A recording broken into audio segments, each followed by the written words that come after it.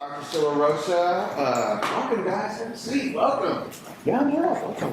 We're at 1440 North Main on the north side of town. We do plays celebrating the Southwest and the Latin vibe, and we invite you to come and check out all of our works up there. We do some great Dia de los Muertos stuff, and we should be doing some original main stage work here very, very soon. I'm very proud to stand up here and represent the company and represent this fine group of actors that have come to share these words with us tonight. I think I'd like, if you guys don't mind, maybe we could just start and we can all introduce ourselves. Hello, my name is Alexandra Perez, and I will be reading for Marguerite Matisse. My name is Matt Ducey, and I'll be reading Henri Matisse. I'm Alex Mackenzie. I'll be reading Leo Stein. I am Ronald Fernandez. I'll be reading for Pablo Picasso. Hi, I'm Shelby Griffin, and I'm going to be reading for Gertrude Stein. I'm Nadine Villarreal. I'll be reading for Fernandez Olivier. Hi, my name is Regina Rodriguez, and I will be reading Raymond. And I'm Rosa Bosquez, and I'll be reading Stage Directions. So once again, thanks for coming out. Please come support the play, support the writers. This stuff doesn't happen without you guys. Thank you to Jason Laban for inviting us out to be a part of it. Yeah. And I now present to you, Picasso in Paris.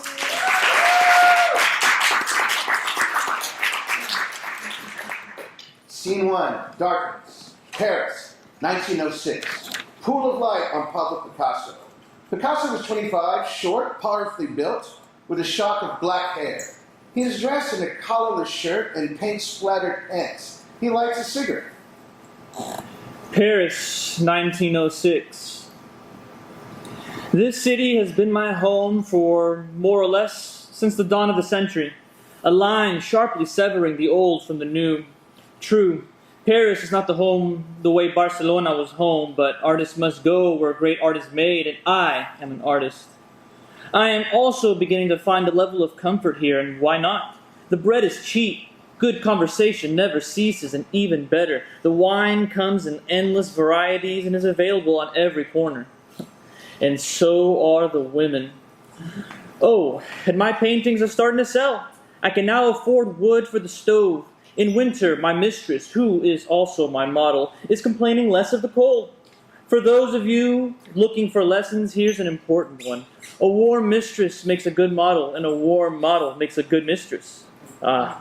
Mistress and models, a whole other topic, believe me, such a conundrum. Not to brag, but there are so many wives in Paris and beyond who seem to want nothing more than to become my model, or yes, even my mistress. Yet, Fernanda. Pool of Night, Fernandez Olivier. Fernandez is an attractive woman, also in her mid-20s. She wears a nearly sheer chemise. Fernanda, who is today my mistress and also my model. All she wants is to become my wife. Light off Fernandez. Women, so difficult to fathom. Is it any wonder that so many women, men of genius, Da Vinci, Michelangelo, just happen to be homosexual? But I digress. In 1906, I was planning a painting that would change the way we looked at painting. A painting that would change the way we look at the world. Takes a long drag on his cigarette. But alas, I had to pay the rent. So while I was planning one thing, a masterpiece, I was also painting other things. Things like people, especially people with money. People with influence. Lights up on Gertrude Stein, posing for a portrait in Picasso's studio, the space where he both lives and works. The studio is decidedly untidy, filled with the clutter of an artist's craft, including canvases of every size and every stage of development. Gertrude is sitting on a cushioned chair wearing a brown corduroy duster. She is 32, a 32-year-old American, stocky in build, mannish in manner and appearance. Pablo. Her name was Gertrude Stein. Perhaps you've heard of her. Pablo. My name is Pablo Picasso. Perhaps you've heard of me. He stamps out his cigarette, lights off on Picasso. He enters the space of the studio, positions himself at the easel, resumes work on Gertrude Stein's portrait. Pablo. Yes? How much longer? Hard to say. 30 minutes, maybe 40. That's not what I meant. This portrait, it's taking forever. Do you recall when we started? Gertrude, my sweet. What? Do I look like a calendar? 10 months ago. No. Yes, 10 months, nearly 90 sittings. 90? Impossible. You're right, I take it back. It hasn't been 90. Thank you. Just 86! If you say so, frankly, I haven't been counting. You're an artist, Pablo, not a clerk in some dreary office. I'm not paying you by the hour, mon chéri. Just for the finished product. You understand what I'm saying? Seriously, Pablo, I'm not paying you 1 franc more than our initial agreement. I mean it, too. I don't care if it's 200 sittings. The longer this goes, the longer it takes. Well, that's your problem, not mine. Gertrude, my pet, I'm working on your nostrils right now. So? So when I'm working on your nostrils, I can't think about money. Frankly, I can't think about anything. Besides, I assure you only one person in the world wants to finish this faster than you do, and that person is me. So when can I see it? Please, Gertrude, how many times do we have to discuss? I know, but 10 months and still not even a glimpse. I've already told you it's bad luck. To do what? View my own portrait? Before the last stroke is done, yes. Ha, that's just an old wives' tale. Tell me the truth, Gertrude. Do you believe in God? Not in the slightest. I'm an atheist. Why do you ask? Because me, I've read the Bible. I know about God. I know the Bible says God created mankind in His image in less than a day, but you know what the Bible doesn't say? Tell me. That I need to create your image in less than a year. That's funny, Pablo. That's really quite funny. You think so? Oh, I do. Especially in light of your reputation. You know what people say, don't you? No, what do they say? That you think you're God. Well, they're wrong. I don't think I'm God. Hallelujah. God? No. Divine? Now that's a different story. Pride is a sin, or haven't you heard that? And what? False modesty isn't? Trust me, I know my flaws better than anyone. Wait, is that humility I'm hearing? No, just honesty. My talent may be godly, but the rest of me, alas, is not. Just ask any woman in France, or any woman in Spain for that matter.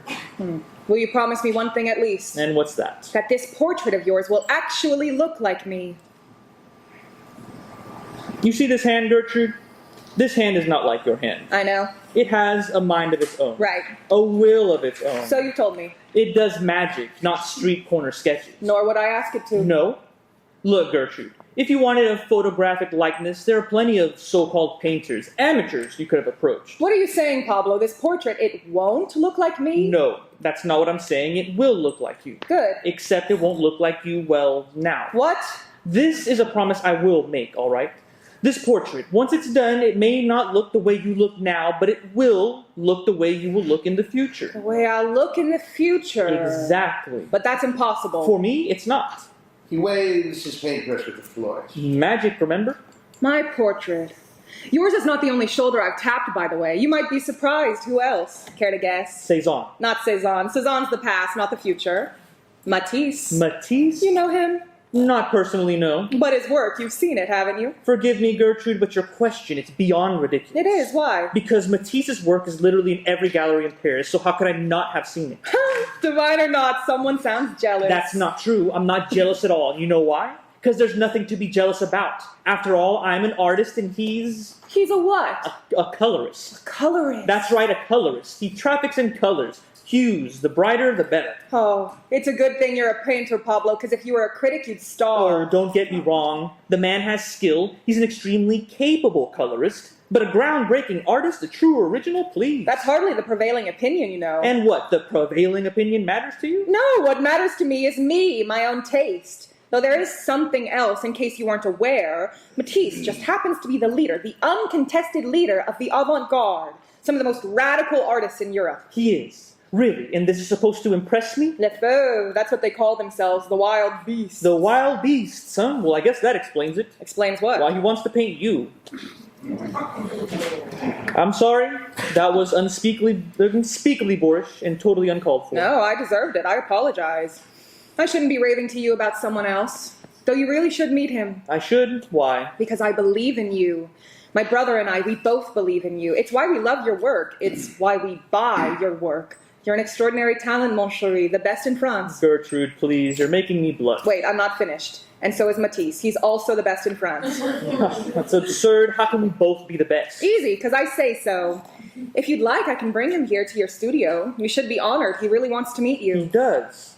Well, I'm not so sure I want to meet him. I heard he's a stiff, a man without humor, smug. Not true. He's simply well-mannered, but also collegial, very. Collegial to whom? Other artists? A foreign concept, I know. So, are you busy next Sunday? I'm always busy.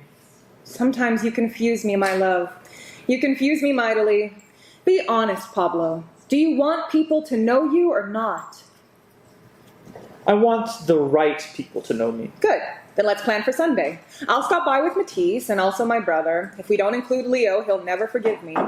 So tell me, mon chéri, what else are you working on? You mean aside from your nostrils? If you tell me nothing, I won't believe you. Well, it's a lot more than nothing, that I can promise you. Something big. You'll see. Something bold. No more silly questions, Something all right? shocking. Gertrude, What, mon chéri? I'll soon be starting on your mouth. So? when Picasso's starting on your mouth, it's always best to keep it shut. Scene 2, several days later. Picasso was at the easel adding detail to the images of a nude, wearing his usual work clothes, baggy and paint splattered. Fernandez looks over his shoulder at the painting. She is also casually dressed. My hips, you made them look fleshy, heavy. Don't blame me. Then who should I blame? Me? Not at all. The canvas. Blame the canvas. What? Blame the canvas. It adds 5 kilos. Just ask anyone. At least any model. It's almost 4 o'clock. They should be here any minute. The Steins like tea. You're serving tea, right? The pot's already filled. Aren't you going to change? Your pants are soaked with paint. Then just be glad I'm not a butcher, because blood looks even worse. If you were a butcher, at least we'd be eating better. Yes, and if we were eating better, the canvas would be adding 10 kilos to your hips, not 5. Seriously, Pablo, you need a change. First impressions are important. He's a painter, Fernanda, not the Queen of England. Believe it or not, when he walks in the room, we don't need to bow at the waist. Should I let them in? I would say yes, unless, of course, you prefer to serve tea in the stairwell. Fernanda opens the door. Matisse enters. He's accompanied by his daughter, Marguerite, Gertrude Stein, and Gertrude's brother, Leo. Matisse is 36, though he looks at least 5 to 10 years older, tall, meticulously groomed, gold-rimmed spectacles, and a reddish beard. Marguerite, nearing 12, lively and sociable, adored in her favorite dress. Leo is 34, thin face, a high professional forehead, thinning hair, and like Matisse, he also sports a reddish beard. Please, come in. They all step inside the studio. I'm Fernanda, Pablo's, Personal assistant. yes, personal assistant. What? You're no longer his model? You're my model, Gertrude. It's true. I come here so often, poor Fernanda's out of a job now. Please don't hold it against me, my dear. Oh, never. Bonjour, Fernanda. Bonjour, monsieur. And you, Pablo, you so feisty as a dog? Ask Fernanda. After all, she's the one who has me on a leash. A very short leash, I might add. Not short enough, believe me. Henri, please, forgive my manners. Allow me to introduce you. Pablo, Fernanda, may I present Henri Matisse. And his daughter Marguerite. Yes, and his daughter Marguerite. The true star of the family. It's a pleasure to meet you, both of you. What a pretty dress. Thank you. I hope we're not interrupting. No, not at all. Pablo, please say hello to Henri. Oh, yes, mon chéri. Please push yourself away from the easel. You spend so much time there, I swear one might easily mistake you for a painter. Picasso's not altogether happy with Gertrude's mocking tone. He lays down his paintbrush, wipes his palms on his pants, and then walks over to Matisse and extends his right hand. Pablo Picasso. Sorry for the paint. They shake hands. No need to apologize. At the end of the day, you should see what I look like. Isn't that right, Marguerite? It's true. Mama insists he take a bath before sitting down to dinner. I'll bring tea. Marguerite, would you like to help? May I? Of course. Fernanda and Marguerite exit. Enchanting, isn't she? Without a doubt. She paints too, you know. Does she? Best in her class. Sorry, proud papa. She's already a master of color. Really, I never would have guessed. Enjoy your youth, my friend. One quick blink and it's gone. I'm sure age has its benefits. Being 45 must be grand. I wouldn't know, I'm only 36. So are you? Then I apologize once again. You've accomplished so much, I just naturally assumed you were older. Huh, you know my work. You have many admirers. Including you? Of course, including him. How could he not admire you? The man has a tongue, Leo. He can speak for himself. You do have a tongue, don't you, mon chéri? Ah, the Steins. Where would we be without them? In the poorhouse. At least in my case. Your work, it's earning some francs? Thanks to a few discerning Americans, yes. You shouldn't be complimenting Leo, mon chéri. Don't forget, he grew up around me, so compliments only confuse him. Everyone laughs. The tension between Picasso and Matisse lessens.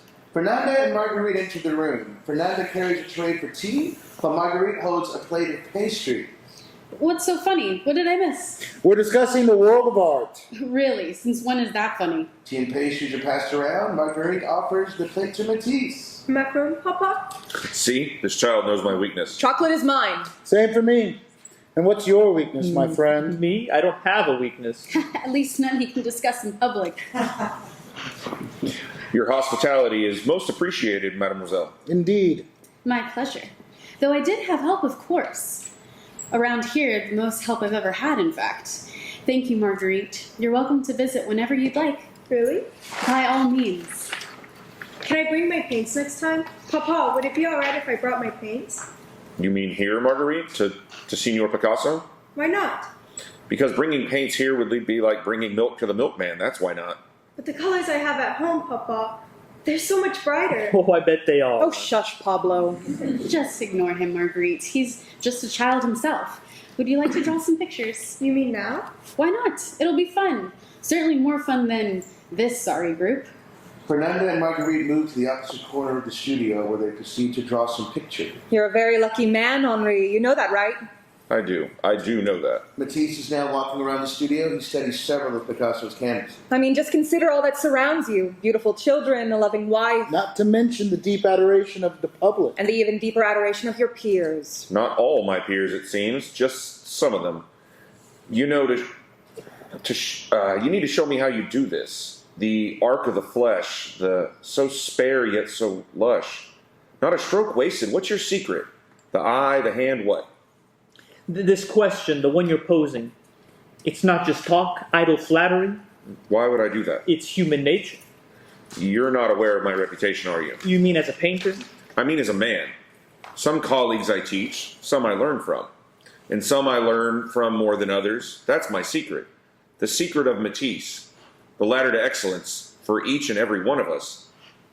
It's not a race, my friend. It's not like one man wins and the other loses. Really? Are you sure? So, in case you're wondering, that's all true. Well, mostly true. The true parts, yes, Papa did indeed meet Picasso for the very first time in Pablo's damp and messy studio. Yes, Fernanda was actually there. Yes, the signs were also there, both of them. And yes, I was there too. The untrue part, well, years later, what I remembered most about that day was not Pablo Picasso, nor Fernanda Olivier, nor Gertrude or Leo Stein. No, years later, what I remembered most about that day was Pablo Picasso's dog. She was big, and she was friendly, and her name was Frica. Truly awesome spaniel. Really. I'm not joking.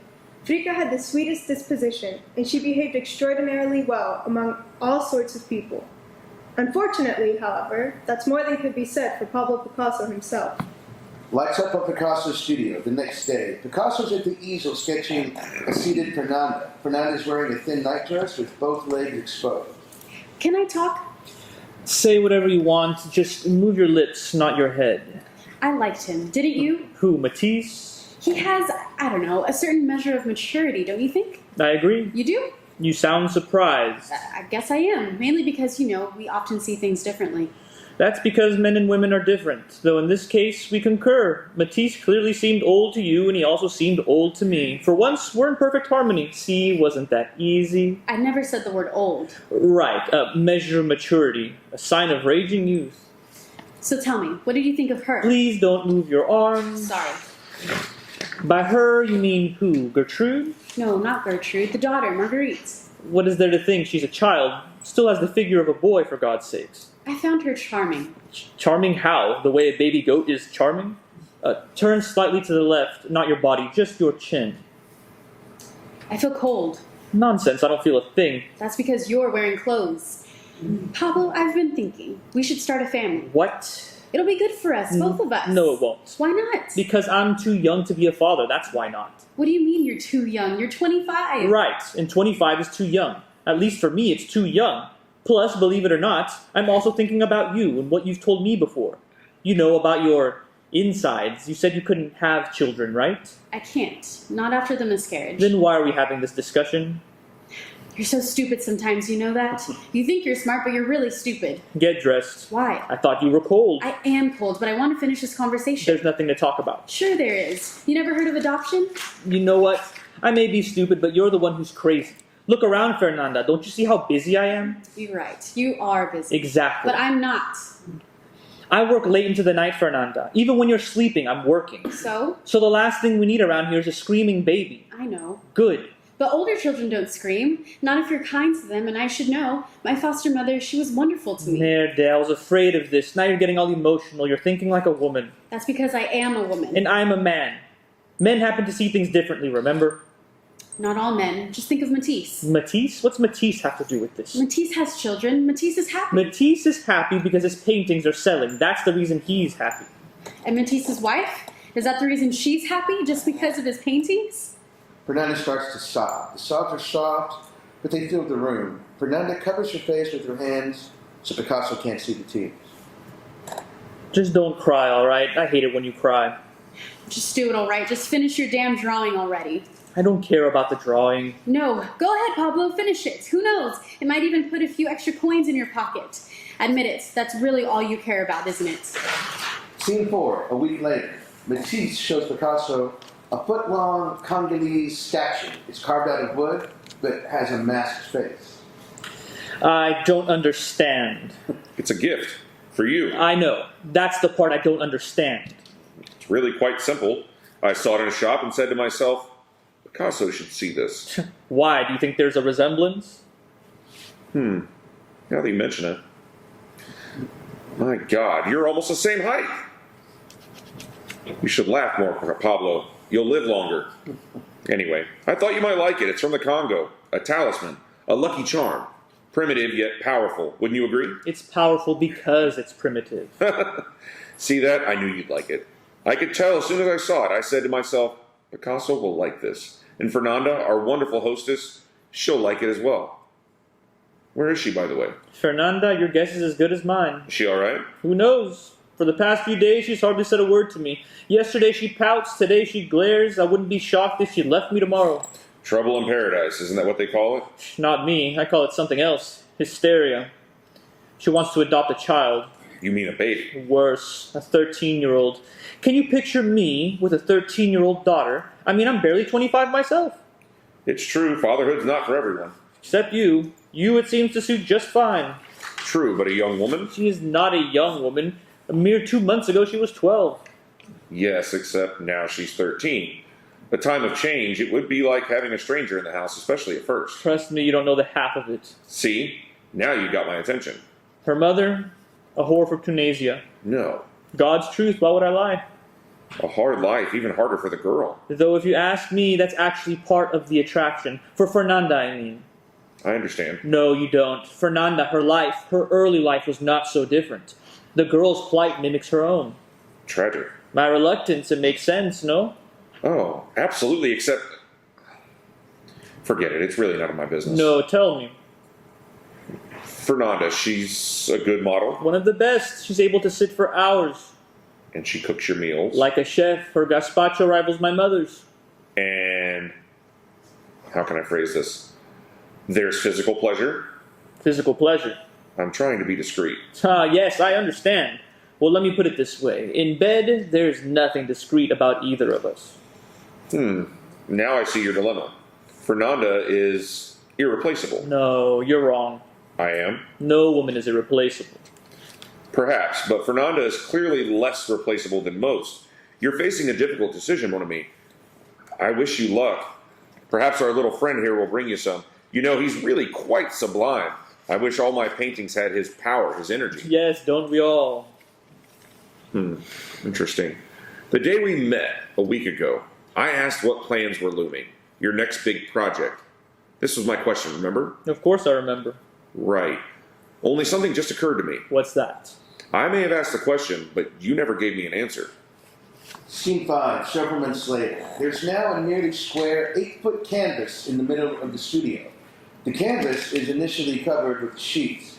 When uncovered, we see that the canvas is mostly white, but there are a few preliminary shapes outlined in charcoal. The beginnings of what will eventually become Les Demoiselles d'Avignon. Fernanda is cleaning up some of the clutter in the living area. She calls out to someone who's currently off stage. Ramonda! Raimonda! Raimonda enters. She's a thin 13-year-old, still very new to the household, still feeling her way in an unfamiliar environment. Yes? Please answer when I call you. I will. I'm sorry. No need to apologize, just do it, please. And please call me Mama, just like we talked about, alright? Sorry, I keep forgetting. I understand, sweetheart. It's only been a week. It takes time. Would you like to draw some pictures? Like we did yesterday? Did you enjoy yesterday, the pictures we drew? Oh, very much so. Then we can do it again. Thank you, Mama. Thank you so much. Fernanda hugs Raimonda. They cling to each other. It is a very tender and meaningful moment for both. I love it when you teach me. You do? Oh, yes, you're such a good artist. Oh, that's not true. I'm just an amateur. Amateur. Someone who has, more enthusiasm than talent. I'm sorry. Now I'm all confused. About what? You. Me? We just said, you, Mama. You have talent. You have lots of talent. No, I don't. Not like some people. Here, I'll show you. Fernanda removes the sheet covering the early iteration of Les Démons d'Avignon. See? Now this is the work of an artist. It is? Absolutely. All right, if you say so. Raimonda continues to stare at the canvas while Fernanda stares at Raimonda. You seem unconvinced. Can I be honest? Of course. All I see are What? a mess of scribbles. They're not scribbles. No? No. Well, all right then. See? That's why I need you to teach me. I have so much to learn. Your father is a great artist. Who? You mean Bobby? Please, Raimonda, you shouldn't call him that. Why not? It's his name, isn't it? It's not respectful. You should call him Papa, not Pablo. But he asked me to. What? He asked me to call him Pablo, not Papa. He was very clear about it, too. He said he was only 25 years older than me. So, he said he was only 12 years older than me, so calling him Papa didn't make any sense. He said that to you? Yes, Mama, several times. Did I do something wrong, Mama? No, you did nothing wrong. Your father just has some strange notions, that's all. Yes, I'm beginning to realize that. Realize what? What you just said, that Papa, has some strange notions. Why? What has he told you? Oh, it's not that, Mama. We barely talk. I mean, he's so busy he barely has time to talk. At least to me. But when he's not here, I look around and the pictures, his pictures, they show so many... So many what? naked ladies. Some of them are me, you know. Yes, I know. I could tell. The human body is beautiful, Raimonda. We're all made in God's image. I know. The nuns told me. Not the beautiful part. Just the image part. But there's something else, something very important. Something you must always keep in mind. What's that, Mama? You should never pose like that. Not until you're older, and only if you want to. And you should never pose for Papa, not without your clothes, not ever. Oh my goodness, of course not. I would never do such a thing. Good. Picasso suddenly enters. He is accompanied by Gertrude Stein. Gertrude is wearing a brown duster, the same one she's posed in previously. Picasso sees the large canvases uncovered, his preliminary sketch now visible. He quickly moves to hide it with the sheet. What's going on? What are you doing? Nothing. Nothing. The canvas was totally exposed. I was showing Raimonda your work. You were doing what? We were just talking about art. I don't care what you were talking about. You know the rules. Never show my art to anyone without my permission. I'm sorry. You should be. Until it's ready, no one sees my art, not even Gertrude. Stop yelling at her, Pablo. You're being a lunatic. I wasn't looking and I didn't see a thing. Come, Raimonda. What are you doing? Where are you going now? To the grocer. Assuming, of course, that I have your permission. But Mama, the drawing. Later, Raimonda. We'll get to the drawing later. Fernanda and Raimonda exit. Someone's in a very foul mood today, I isn't he? am not in a foul mood. No, of course you're not. You want me to go? What for? We just got here. Let's get to work. Sit. Picasso undrapes the unfinished portrait of Gertrude and places it on the easel. Gertrude walks over to the chair. The Congolese statue is laying on it. Gertrude picks it up. What's this? A gift from Matisse. Oh, so now you're friends, is that it? Friends, no. What do you mean, no? He gave you a gift, didn't he? Don't jump to conclusions. It means nothing. Oh, no, you're wrong. Matisse doesn't buy gifts for just anyone, just those he likes. Or those he wants to control. Control? What are you talking about? You may think he's the sun, but I'm not one of his moons. Others may need to bask in his glow, but not me. You misjudge him, mon chéri. You misjudge him severely. Why? What has he told you? Nothing, but Matisse is like me. We both have an eye. An eye. For craft, for talent, for genius. Fine. I'll grant you that much.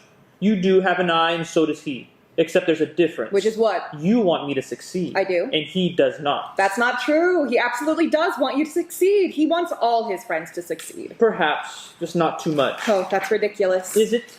Trust me, I know him a lot better than you do. Really? I've known him for years, and you met him when? 6 weeks ago? You're forgetting it's a race, and only one of us can win. A race? Life is not a race. Since when is life a race? You're right. Maybe I'm exaggerating. You are? Except now I'm all confused. I mean, if life is not a race... It's not. Then why is everyone elbowing their way ahead of the queue, rushing to be first, including you? Scene 6, a week later. Picasso is at work at the studio, alone and busy. He is proceeding with Les Démonzards d'Avignon, applying a coat of paint to the edges of the far canvas. Raymonde enters the space. She appears happy, lost in her own world. Perhaps she's even singing a song. She sees Picasso and stops short, unsure how to proceed. Picasso doesn't look up from his work. Raymonde turns to leave. Raymonda, Yes, monsieur. you don't have to do that. Sorry? This past week, please look at me when I speak to you. Every time you see me, you slink away. Sorry. Please stop saying that. Saying what? That you're sorry. Come here. Raymonde takes a slight step forward. Closer. Another step as Picasso mixes paint on a palette. You know what I'm doing right now? No. I'm playing God. Horrified, she takes a step back. What? I'm creating colors. New ones. Colors that no one's ever seen before. He points to globs of paint on the palette. Here, wanna try? Me? Of course you. Who else is there? Don't be scared. It's not going to bite you. But I don't know how. I know you don't know how. That's why we're having this little lesson, so I can teach you. Go ahead, take some red. Use this. He hands Raymonde a palette knife. She scoops a slab of red paint and lays it on the center of the palette. Good. Now add some yellow. She does the same with the slab of yellow paint. Good. Now mix. She mixes the red and yellow paint on the palette. What's the color now when you combine the red and the yellow? Orange. Exactly. Though perhaps a bit too bright, don't you think? Yes, perhaps a bit too bright. So add some brown, but just a little. She scoops a slab of brown paint with the palette. That's too much. Shakes off some of the brown paint. Sorry. It's all right. Now go ahead and mix again. She mixes the brown with the orange. You know what we call this? This new color you've just created? Dark orange? No. Raymonda. Raymonda. That's right. Really? Yes. You mean like my name? Exactly. What's the matter? You're making fun of me, aren't you? No, I'm not. I would never do such a thing. Never. Raymonda is not really a color. I know it's not a color. Sure, it's a color. It's this color. The one we just made. You don't believe me, do you? No. Well, you should. You should believe me. And you know why? Because I'm telling the truth. You might not like what I say, Raymonda, but at least I'll never lie to you. That much I promise you. Smile, Raymonda. Don't look so serious. Painting should be fun. It should bring joy. There are 2 reasons I love being a painter, and the first is joy. And the second? I'm very good at it. Would you like to paint something? Right now? In front of you? Of course. I can't. Why not? Painting's just like singing, Raymonda. You can sing, can't you? No. That's not true. I've heard you. You sing like an angel. You like my singing? I love your singing. There's nothing to fear, Raymonda. It's as simple as singing.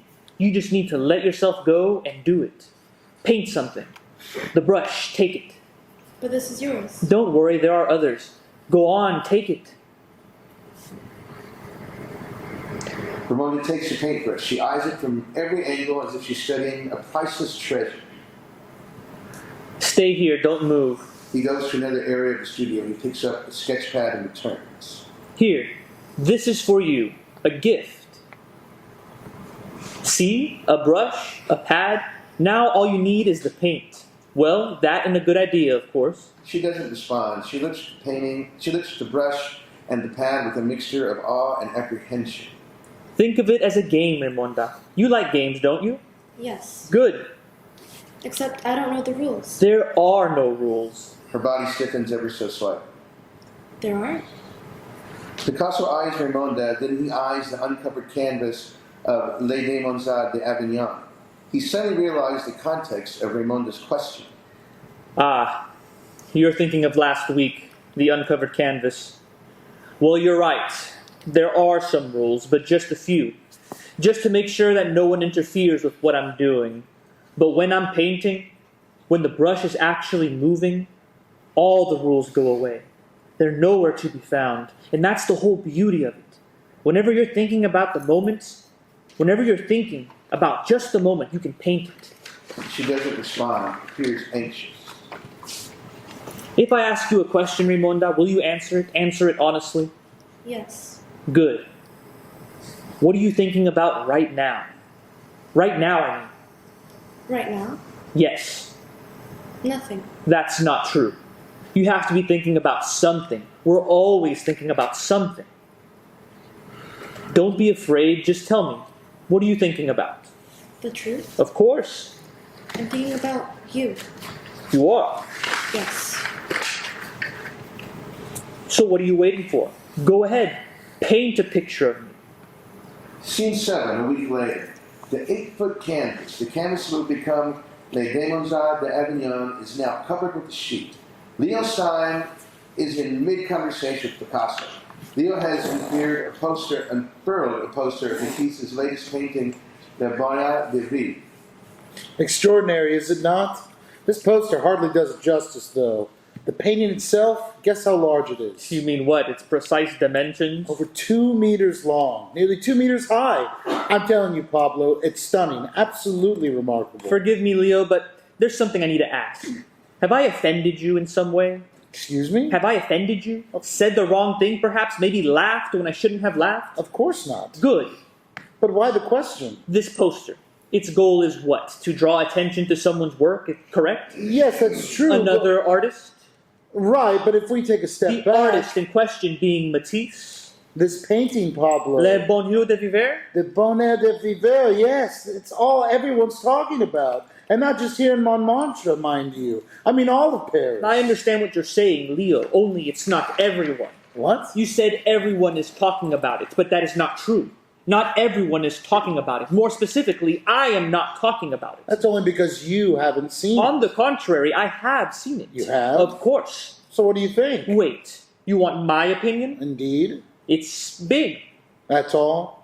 Just big? It's also colorful. Well, it is a Matisse after all. That's just my point. There were no surprises. Not at all. Not to me. But the exuberance, the unbridled sensuality. And what? You thought that was new?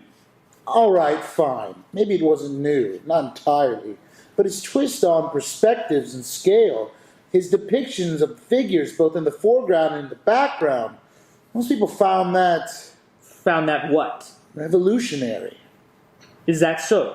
Yes. Matisse may be many things, Leo, but one thing he is not is revolutionary. So you say. You don't believe me, do you?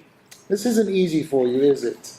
Seeing the crowd rise for someone else? Popularity's like a cherry dipped in syrup, Leo. Sweet, but gone in a flash. Trust me. It's not my goal. No? Then what is your goal?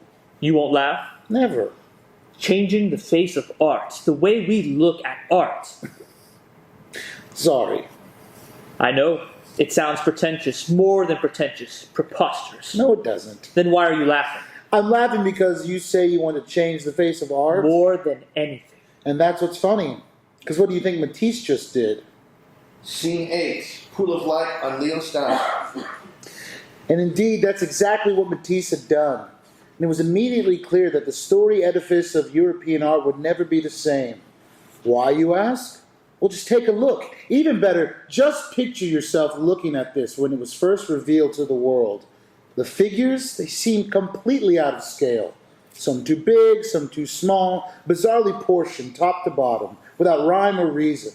The colors, they somehow seemed, well, too colorful, almost too glaring for the naked eye. And yes, the sensuality. If it strikes you as perhaps too extreme, even in these sinuous times, just imagine how it struck us in 1907. Back then, some critics were thrilled by what Matisse had done, but others were appalled. Fisticuffs were common in the galleries, and rumor had it that even more than one marriage was torn apart by difference in aesthetic taste and artistic temperament. But make no mistake, everyone who saw the painting was transfixed. No, more than transfixed, transformed. Matisse had made a statement, etched a line across the sand. I knew it, all of Paris knew it, and even more important, Pablo Picasso knew it. In a strange way, though, this chase, this rivalry, was drawing the two of them together, like no one else mattered, like no one else could understand. Meanwhile, on the home front, yet another bond emerged. Two daughters, roughly the same age, Marguerite and her brand new friend Ramonda. Pool of light off of Leo lights up on Picasso's studio a few days later. Raimonda and Marguerite are sitting on the floor, each drawing a picture. That one there. Who's that? Take a guess. Your father? How'd you know? It looks like him. Well, it kind of looks like him. Faces are hard. True. But you know what's even harder? Hands. Hands are the hardest. At least for me, they're the hardest. You're good with faces, though. Very good. You think so? Oh, yes. You do faces better than anyone I know. Aside from Papa, that is. Pablo's faces are funny. Sometimes they're better in his drawings than his paintings. Your Papa, you call him Pablo? Sometimes. It's confusing. Most times I don't call him anything at all. My Papa, some days he draws me. Does Pablo ever draw you? Can you keep a secret? Of course. Sometimes Pablo draws me, but he told me not to tell. Why not? I'm not sure exactly. He said people wouldn't understand. Understand what? Fernandez enters. Are you ladies having fun? Yes, Mama. Oui, madam. Good. I'm glad the two of you are friends. Life's always better with friends, people you can trust. Like you trust Papa? Exactly. Like I trust Papa. Can I see your drawings? Of course, Mama. Certainly, madam. Raimonda and Marguerite hand the drawings to Fernandez. Fernandez flips through the pile. Well done, Ramonda. Merci, Mama. Fernandez next flips to Marguerite's drawings. You too, Marguerite. Well done. Very nice indeed. Merci, madam.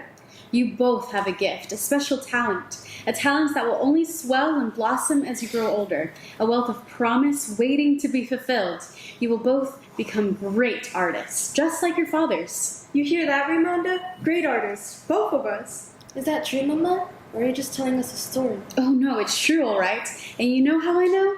How? Because I too have a gift. I can see into the future. You can? As clear as day. So make no mistake, you ladies will be artists, and great ones at that. Like father, like daughter. Fernandez returns the drawings to Raimonda and Marguerite. Was your father also an artist, madam? No, he wasn't. But a wonderful man nonetheless, am I right? I cannot say for sure. Unfortunately, I did not know my father. You mean he died before you were born? Yes, he died before I was born. How sad. And the same is true for me. My father, my real one. He died before I was born. Isn't that right, Mama? Yes, that's true. And that's why you should thank the Lord for bringing us together, to savor sweet happiness after so much sorrow. Fernandez and Raimonda hug. Fernandez kisses the top of Raimonda's head. Picasso and Matisse enter. Bonjour. Hello, Papa. Marguerite scoops up a fistful of drawings. She runs to Matisse and hugs her. What a nice hello. Picasso stares at Matisse and at Marguerite. His eyes then turn to Fernandez and Raimonda.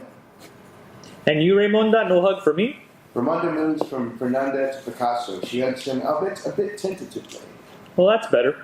Did you girls have fun? Oh, yes, Papa. Great fun. We drew pictures. Look. She hands Matisse her drawings. He flips through them. Raimonda, meanwhile, slides away from Picasso and back to Fernandez. Splendid. Soon you'll be needing your own gallery. That's just what I told them. Matisse looks around the studio. His eyes focus on the large 8-foot canvas covered by a sheet. And what's this? Something new, senor? It's nothing. Nothing. I understand completely. Such an open space, yet so many secrets. How was your afternoon? So much talk of art. It was delightful. See, that's the difference between us. You see the glass is half empty. I see the glass is half full. Actually, for you, the glass is more than half full. It's filled to the top. You should hear the way the Steins crow about his work. Don't listen to him. They crow just as much about his. Though mostly they crow about themselves. Well, at least the souffle was good. Finally. What? Something we can both agree on. Come, Marguerite, time to go. Your mother's waiting for us. I can smell her bouillabaisse from here. Goodbye, Marguerite. Come back soon, all right? I'd love to. I really would. Goodbye, Raimonda. Goodbye, Marguerite, and thank you. For what? Being my friend. Till next time, Misami, and thank you, Fernanda. Your hospitality is also a work of art. My pleasure. As Matisse and Marguerite turn to leave, Matisse spots the Congolese statue. He picks it up. Ah, our tiny comrade, still standing guard, huh? He's from Africa, the Congo. Isn't he magnificent? He's funny looking. No, he's not. He's regal. He's the king of all that he surveys. So tell me, has he delivered on his promise? His promise? Luck, has he finally bestowed any? I'm still waiting. Patience, my friend. Patience. C9, a few days later. Picasso is working on Les Demoiselles d'Avignon. He has made obvious progress over the past several weeks. We can now clearly make out the torsos of 5 female figures. Their faces, however, remain blank with no identifiable features. Picasso suddenly stops to examine his paintbrush. He appears annoyed. Raimonda! Raimonda! Fernanda enters. She's not here. What do you mean she's not here? Where is she? In school. Where do you think she is? School? Are you sure? What time is it? It's not even 3. Why do you want her? My brushes are stiff. They need to be cleaned. Your brushes? That's right. Since when has Raimonda been cleaning your brushes? Since when? Since you stopped doing it. That's since when. I only stopped because you told me to stop. That's not true. Yes, it is. You were very clear. You said you prefer to do it yourself. Well, what did you expect me to say? You weren't doing a very good job. And what? Raimonda does it better? Yes. Raimonda listens. Raimonda follows instructions. With Raimonda, it's done right the first time and there's no talking back. Raimonda has schoolwork to do. She also helps me with the laundry. So? So she's much too busy to clean your damn brushes. No, she's not. Besides, she enjoys it. Doing laundry is boring, but working next to me is fun. Just ask her. She's your daughter, Pablo, not your apprentice. Look, she helps you with the laundry, she helps me with the brushes. What's the difference? Believe me, there's a big difference. You know what? You're right. There is a difference. Because with me, she's learning something useful. I have news for you, Pablo. Cleaning your brushes is useful to you, not to her. That's not what I'm talking about. I'm talking about learning to paint. Don't you realize the progress she's making? Have you seen her sketchbook lately? When is the last time you even looked at it? Fernanda glares at Picasso. Picasso picks up another brush and resumes painting. Fernanda, meanwhile, moves to another area of the studio. She finds a pile of sketchbooks and begins flipping through them. Several weeks pass as Fernanda looks at Raimonda's artwork in the sketchbooks. I see what you mean. She is getting better. I told you. Her eye for color is excellent. I know. Even better than yours. Stop it. More like Matisse's. What? Are you insane? It's nothing like Matisse's.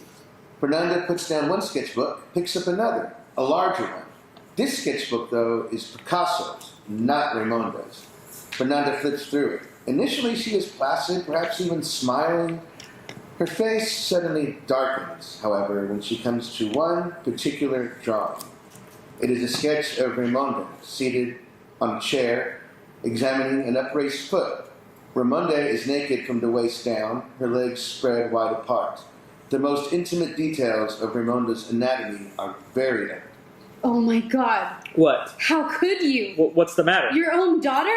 What are you talking about? This. It's just a sketch. It's Raimonda. She was modeling. She enjoys it. She's naked. No, she's not. Not completely. She's exposed. Exposed is not naked. Besides, I sketch naked women all the time. I've sketched you naked, for God's sakes. She's not a woman. She's a child. She's your daughter. No, she's your daughter. You're the one who wanted her, remember? Raimonda suddenly enters. She has heard Picasso's last words. What's happening? Why are you fighting? Your father... Stop calling me that. I am barely 25. How can I be a father? You pig. Mama. I swear, Fernanda, nothing happened. Sure, just like nothing happens with all your other models, right? Stop it, Fernanda. Just ask her. She'll tell you nothing happened. I don't have to ask her. And you know why? Because I can take one look at you and see exactly what happened. Mama. You have a filthy mind, you know that?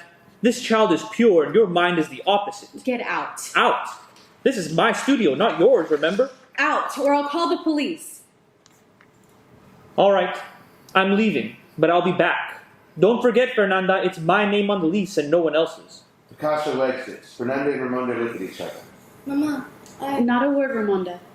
Not a single word. I can't begin to tell you how disappointed I am. Fernanda exits. Raimonda remains alone in the space. She continues to cry. Scene 10, a week later. Gertrude is seated, once again posing for her portrait. Picasso paints as they carry on a conversation. In all the world, guess what baffles me the most? Politics? No, the female psyche. The female what? Painting, it's so simple. Well, for you, maybe. But women, Oh boy, here it comes. their minds are so complicated. Though their curves, they drive me crazy. Huh, tell me about it. Except there's a flaw in your argument. There is. Yes, men. You really think they're less complicated? Intellectually, no, but emotionally, definitely. I have a surprise for you, Pablo. You do. Yes, and a rather substantial one. I happen to agree with you. That does surprise me. I think you're absolutely correct. About women? No, about men. They are obtuse. See, now you're twisting my words. Not twisting, merely refining. By the way, Fernanda's also right. You've acted like a pig. And I say that as a friend. Why? What did I do? You're proving my point, mon chéri. You're being obtuse. Where's Fernanda now? At Mass. She should be returning any minute. Returning? I thought she walked out. She did walk out, but then she came back. They always come back. Who's they? Who do you think? Women. That word, women. You say it with such contempt. You should read Dr. Freud. Never. Why not? Because Dr. Freud's mind is a cesspool, a sewer. I know, and that's exactly why you should read him. Don't be angry with me, mon chéri. I'm only telling you the truth. Which is what? That I'm a pig? I never said you were a pig, Pablo. Yes, you did. I just heard you. You may have heard me, but you weren't listening to me. I never said you were a pig. I said you acted like a pig. There's a difference. Not to me, there isn't. You know what? We're done for today. But we just got started. You've hardly done anything. On the contrary, I've done enough. Be careful, mon chéri. Of what? Of me. Remember who I am. These other women of yours, I'm not like them. Not like them at all. I know. No, you don't. I don't just mean in the bedroom. I mean here. In my guts, in my strength. I'm the one who's different, Pablo. Never confuse me with Fernanda or anyone else. And you know why? Because I may not come back. Yes, you will. Don't be so sure. But I am sure. You love great art, don't you? And who's a greater artist than me? Matisse. Maybe. You say that, but you don't really believe You don't that. know what I believe. Your portrait, Gertrude. Would you like me to finish it? You know I do. Yes, and that's why you'll be back. Gertrude stands. She turns to exit, but suddenly pivots to face Picasso. Raimonda. She's with Fernanda? No, At school then? it's Sunday, there is no school. Well, good. I'm glad she's with a friend. Who said she's with a friend? Where is she, Pablo? If Raimonda's not here, where is she? The Sisters of Mercy. The orphanage. Don't you understand? Fernanda, she took her back. 4 months with us. April, June, May, July. Then tossed right back, like a sack of wheat gone stale, to where we found her. And all without hesitation. No, I take that back. There was a reason for sure. Fernanda, she wishes to punish me, to shame me, to dishonor me, even as others honor me. A woman's spite. That right there was the reason, the one and only reason. Scene 11. A pool of lights on Raimonda. And so it was. After I left, I never saw him again. Not once. But Fernanda was different. Fernanda was always different. I remained with the sisters 5 more years. 5 long years. On the first Sunday of every month, no matter the weather, Fernanda would open the gate and knock on the door. Sometimes would sing, and sometimes would draw, and sometimes, for the life of me, I can't remember what we did, but it always ended the same way at the same time. And that part I do remember. Just before kissing me farewell, she would gently brush my hair, first one side and then the other, occasionally humming a tune, more often lapsing into silence. Her thoughts a secret to everyone but God. Of Picasso, she never said a word, and I soon learned to never ask. Pool of light off Raimonda. Pool of light on Gertrude. It was only later that I saw the sketch. Picasso's sketch of Raimonda as a projection. My opinion? I don't believe he ever touched her. But still, on seeing that sketch, all I could think was, why, Pablo, why? Is your mind so blind to boundaries? Must you always smirk at convention? Can you not see the cost, both to you and to others? Projection up. But my eye is not just for talent.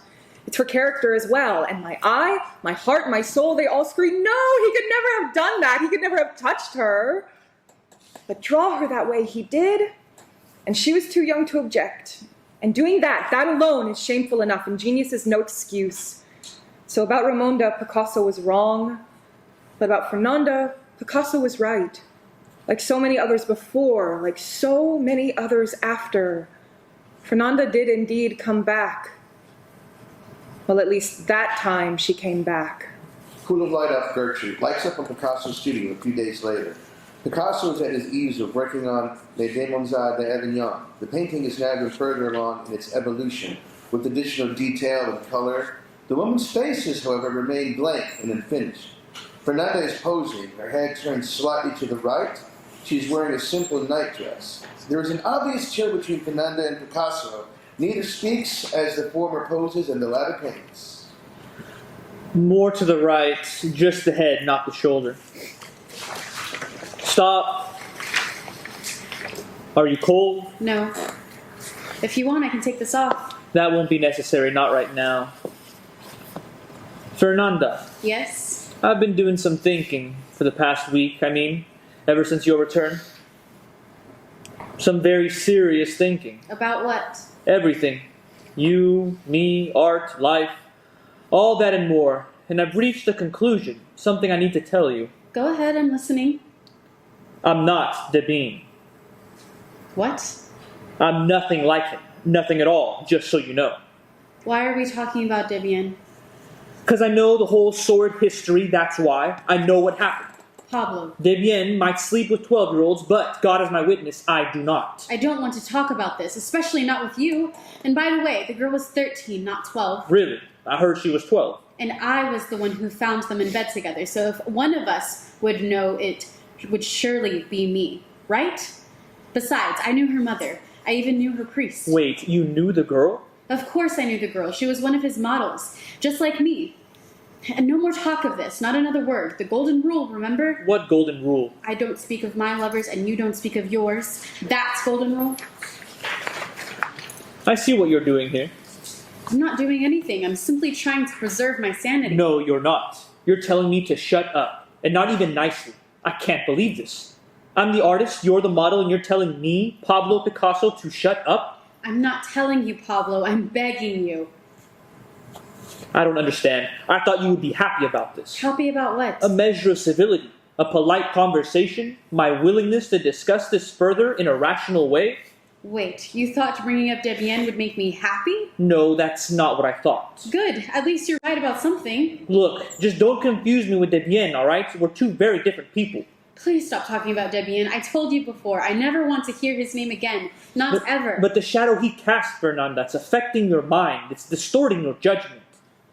She was your daughter, Pablo. Your job was to protect her, not exploit her. Certainly not to draw her, at least not in that way.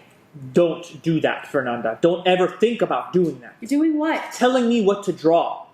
But if you're suspicious that I slept with her, you're wrong. I'm not Debian. And what, Debian's the new measuring stick? The new standard? A man who beats women, a man who rapes children. Because if you think that's the new standard, then God help you, Pablo, because you're just as pathetic as he is. It's late. Are you expecting someone? No. Are you? Who's there? It's me, Leo.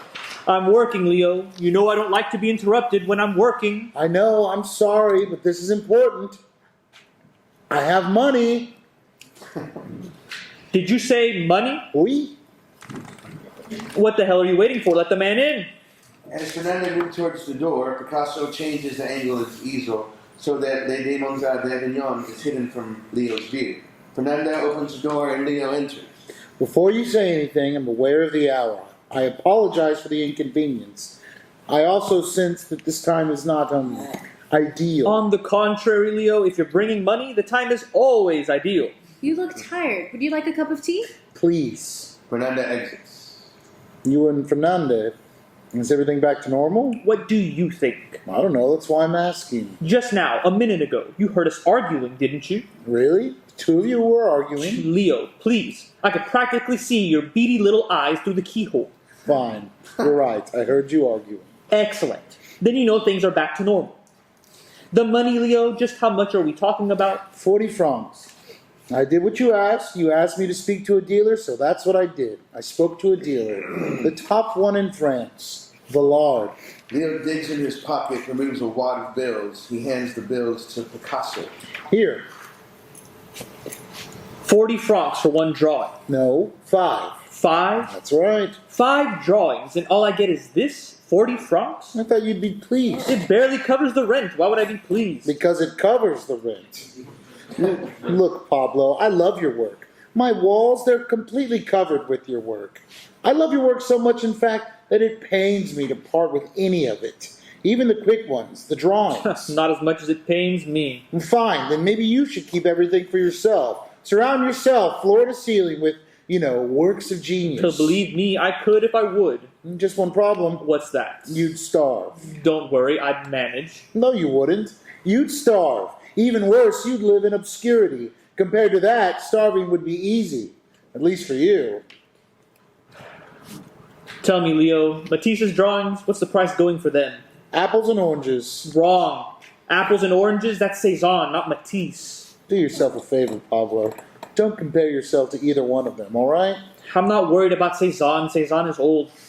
As for Matisse, Matisse is just... Just what? A glorified colorist. Not anymore, he's not. Not after Le Bonheur de Verve. That painting is all anyone's talking about. Not everyone, remember? What? Me, Leo, are you forgetting about me? I'm not talking about it. I never talk about it. I never even think about it. Yes, my friend, I can see that. I can see it's never on your mind. Not for a minute, not even for a second. A word of advice, Pablo. Be brave. Be bold. Love your clowns. I love your sturdy horses. But if you want the best Matisse, you need a little more than that. You and Fernandez, are you sure you're all right? We're more than all right. We're perfect. A perfect couple. A perfect match. What's the matter, Leo? Don't we seem like a perfect match? Perhaps. Except Fernandez, she doesn't look... What? Very happy. You want me to make her happy, Leo? I mean really happy? Of course. Then get Villard to buy some paintings. Not drawings, paintings. And not for 40 francs either. You get Villard to buy some paintings, and I'll throw a goddamn party. I'll throw the goddamn happiest party of all of Paris. Now, what do you think about that? Scene 12, projection. 3 months later, a loud popping sound as pricey bottle of champagne is dramatically uncorked. A celebration is underway in Picasso's studio. Picasso pours champagne for Leo, Gertrude, and Matisse. And now it's toast. Pay close attention, all right? He was rehearsing this all morning. Not true. Just half the morning. Pardon me, just half the morning. And half the afternoon as well. Wait, where's Fernanda? Out. Out where? Henry, remind me, what's your wife's name? Amelie. Amelie, right. So tell me, do I ever ask you about Amelie's whereabouts? No. Exactly. So please don't ask me about Fernandez. Your toast, Leo, please, without further ado. By all means. To Pablo. And Henri. Pablo's made a splash. And money. True, and money. But don't forget Henri. You're right. To Pablo and Henri. Onwards and upwards. Today the Villard Gallery. Tomorrow all of Paris. The day after tomorrow, who knows? Maybe all the world. You make us proud, mes amis.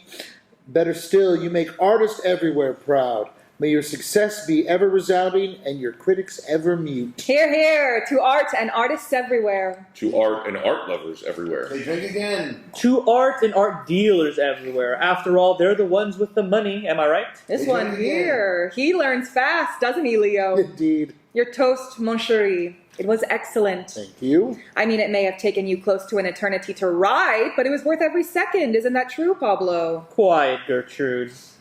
You should have respect for your elders. Yes, Pablo, you should have respect for yours. Except artists. Respect should be based on artistry, don't you think? Not age. Absolutely. That's why I brought you a gift. A gift. Oh, a gift? From my compadre, Senor Picasso, to celebrate how far he's come and how far he'll go. Matisse retrieves the gift from the entranceway of the studio. It appears to be a framed painting wrapped in a layer of paper. Are you serious, monsieur, or just poking fun? Not poking fun, mon ami, having fun. And I couldn't be more serious. Matisse removes the wrapping from the painting. Matisse's gift is a from-the-shoulder portrait up of his daughter Marguerite. He offers it to Picasso. Here. No. What? I can't accept this. It's my daughter. I know. What's the matter? Don't you like it? Of course he likes it. Everyone likes it. No, maybe not everyone. But when last in my studio, Senor Picasso here, his eyes seemed drawn to it. Am I wrong, Pablo? Your eyes weren't drawn to it? Picasso takes the painting from Matisse. The painting, I'll accept it. Good. But only on one condition. And what's that? That you accept one of mine. Of course. But something of similar value, nothing extravagant. Naturally. Maybe, perhaps one of my still lifes. Do you have a preference? Surprise me. Picasso picks out a still life from his stack of canvases. It's relatively small and clearly not one of his signature works. He hands the painting to Matisse. How about this one? It's fine. Fine. I like the colors. I thought you might. Especially the red. Suits you even better than the blue, I think. Most kind of you. It's not framed, though. In lieu of a frame, can I make a request? For what? Another still life? A sketch, perhaps? No. Matisse points to the huge canvas in the middle of the studio, the one currently covered with sheets. Just show me that one. No. Why not? It's not ready. You mean it's not finished? No, it's finished, all right. It's been finished for a while. I'm just not ready to show it. Why so reticent, Pablo? Yes, Pablo, why so reticent? It's not like you at all. Fernanda enters. Ah, Fernanda, perfect timing. To do what? Gertrude points to the subject of their conversation, the huge covered canvas in the center of the space. To persuade him to show us this. Impossible. Why?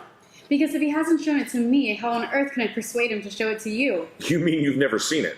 Only a rough sketch, not the final version. Really? Even though you modeled for it? Yes, even though I modeled for it. God only knows why. But when it comes to this one, this masterpiece, his secrecy knows no bounds. My, Pablo, now our curiosity is doubly piqued. If you ask me, that's the whole point. Isn't that so, Pablo? Isn't that the whole point? What are you talking about? Matisse, he grabbed center stage with La Bona de Verve, but lacking something comparable, something earth-shaking. What's the best strategy for Senor Picasso here? The world's most underappreciated genius. Oh, I know. Cover your latest magnum opus with a sheet and simply keep everyone guessing, right? Picasso stares at each of them in turn. He makes a decision. Fine. I'll show it to you. You will? Really? What's the problem, mon ami? Afraid of being eclipsed? Picasso rushes to the covered canvas and pulls away the sheet. The painting, Les Demoiselles d'Avignon, is suddenly revealed in all its grace and glory. Fernanda, Matisse, Gertrude, and Leo all gasp. Leo drops his wine glass. It shatters on the floor. My God. Pablo, Yes. burn it. What? Why? Because if you don't burn this, they'll burn you. That's why. Leo's right, mon chéri. You should listen to him. Amazing. What? The two of you. Such fearless champions of the new, the bold. Whatever happened to the avant-garde? The avant-garde is alive and well, except this is death. This is suicide. Nonsense. Le Bonheur de Vivre, was that suicide for him? Bonheur was controversial, true, but there's a difference, my friend, a big difference. A difference how? How? Between controversial and disgusting, that's how. And you, monsieur? You agree with them? You want my honest opinion? I'm asking, aren't I? Tastes change over time? Tastes change over time. Yes. That's all you have to say to me. The studied opinion of the venerable Henri Matisse. That's it. Actually, it's not an opinion at all, it's a fact. So the world, it's just not ready for this. Is that the message? The message here is you need to wait. That's the message. Wait until when? Until ugliness comes into style. When ugliness comes into style, you'll no doubt be leading the charge. Though if God have any mercy, I'll be long dead by then. Tense interlude as several beats pass. Picasso stews while the others remain transfixed by the painting. Fernanda points at the painting, specifically at the figure at the upper right aspect of the canvas, a nude with a mask-like hatchet-shaped face. That's me, isn't it? The one on the right, the one who's standing, the one whose face is like a twisted African mask. I was the model for that one, wasn't I? I don't remember. Of course you do. She's grotesque. Fernanda. A monster. She's not a monster. She's not, then what is she? She's a woman. A woman. Just a woman. Like other women. Not all women. Just some women. I see. Well, I, for one, am very happy that you painted this. You are. Yes. At least now I know what you think of me. Picasso stares at Fernanda, while the others keep staring at the painting. Scene 13, Poodle Flight on Matisse. Projection, Les Demoiselles d'Avignon. Go ahead. Judge for yourself. Were we too harsh in our assessment? It's true, tastes do change over time, but even now, Les Demoiselles evokes a chill, a visceral response in nearly all who view it. Quite simply put, it defies our notion, our expectations of what art is all about. Is the painting in any way beautiful? Not in the slightest. Is it soothing to the soul? Quite the opposite. Would you want this hanging in your living room? Well, I guess that depends on what else is in your living room. But this much is clear. The painting's force, its power to provoke, remains as potent today as it did that Sunday afternoon in Pablo's studio. And Pablo is no fool. He knew the world wasn't ready for it. He waited a full 10 years before unveiling it to the public. And even then the world wasn't ready. Indeed, maybe the world's still not ready. But one thing is certain, and believe me, this is not easy for me to say. With this single stunning painting, this painting you're looking at now, Pablo Picasso set out to change the face of art, the way we look at art. And in that immodest quest, he succeeded beyond even his most wildest of dreams. Projection off. Poodle Flight off Matisse. Lights up on Picasso's studio, a few weeks after the previous scene. Picasso's at the easel applying a few final touches to his portrait of Gertrude as she poses in her duster. No frowns, my pet, smile. Can you offer me a smile? A smile? Yes, like so. I'm confused. You're still working on my lips? Oh no, your lips I finished months ago. You did? Oh yes, your face, it's like the Sphinx. To me, it's ancient history. Then why should I smile? Because I have some news. Good news? Better than good, the best. Let me guess. Can I guess? Please, go right ahead. Fernanda, she's decided to return, right? She's moving back in? No. No. No. This time I'm afraid it's permanent. She's gone for good. She's packed up all her things. And that's the reason we're smiling? Of course not. I miss her already. I miss everything about her. I even miss the arguments. Then why are we smiling? Because your portrait, the one right here, Yes? it's done. Really? Want to see? You mean now? Of course I mean now. That is, unless you prefer to wait. No, let me see. Well, Well, what? what do you think? It doesn't look like me. It doesn't. No. Are you sure? Positive. You're right. I know. It doesn't look like you now. Obviously. But in the future, Yes? trust me, you'll think you're looking straight into the mirror. My face, it's like Like what? an African mask. Or statue. Think so? I do. But you know what's strange? No. What? I kind of like it. Projection. Picasso's portrait of Gertrude Stein. Gertrude and Picasso continue to stare at the portrait on stage. The lights slowly begin to dim. Projection off. Pool of light on Fernanda. Fernanda stands tall wearing her Sunday best. She tries to put on a brave face, but there's a certain sadness in her manner. She reads from a letter that she has just finished writing. My dearest Gertrude, when I told Picasso I was leaving, he offered only a minimum of resistance. In the past, he would beg me not to go, but this time was different. The reality of our impending separation barely seemed to faze him. Truth be told, he appeared to greet my departure with no regrets and a huge sigh of relief. Despite all that we've been through, I believe I've left no lasting impression of any kind, not a single ripple of the sea. He remains the same today as the day we met, focused and fierce, capable of love, but only when it suits him. The truth is hard to face, but the simple truth is this. He feels that greatness is his due and that I am in the way. Mon ami, I'm afraid my funds are fast eroding, so if any of your American friends are looking for a tutor, please keep me in mind. For now, though, I must conclude this letter. It is the first Sunday of the month, and I have obligations I must attend to. But obligation is perhaps the wrong word, for this is something I do not loathe to do. This is something I love to do. These special Sundays shine a light on my life, and for that, more than anything else, I am forever grateful. Yours sincerely, Fernanda. Fernanda folds the letter, places it in an envelope. The poodle light on Fernanda slowly fades. But before it disappears, we see the sudden image of Raimonda, also in total blind. Perhaps she sings a song, maybe the same song she sang before. Fernanda and Raimonda share a look. End of play.